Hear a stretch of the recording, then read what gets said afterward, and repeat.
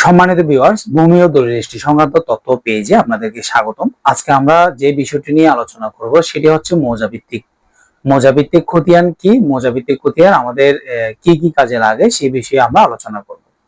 ভূমি জরিপের সময় নির্দিষ্ট মৌজার অধীনে এক বা একাধিক জমির মালিক ভূসম্পত্তির বিবরণ ও হিস্সা অংশ লিপিবদ্ধ করে সরকারিভাবে যে রেকর্ড বা তালিকা তৈরি করা হয় তাকে মৌজাভিত্তিক খতিয়ান বলে। একে রেকর্ড অফ রাইটস বা পচ্ছাও বলা হয়ে থাকে। প্রতিটি খতিয়ানে যে বিষয়গুলো উল্লেখ থাকে তা হলো জমির মালিকের নাম, পিতা বা স্বামীর নাম ও ঠিকানা, জমির দাগ নাম্বার বা প্লট নাম্বার এবং পরিমাণ, মৌজা নম্বর, জেএল নাম্বার ও খতিয়ান নাম্বার, জমির শ্রেণী যেমন ভিটা, নাল, আবাদি, পুকুর ইত্যাদি, সরকার নির্ধারিত খাজনা বা রাজস্বের পরিমাণ।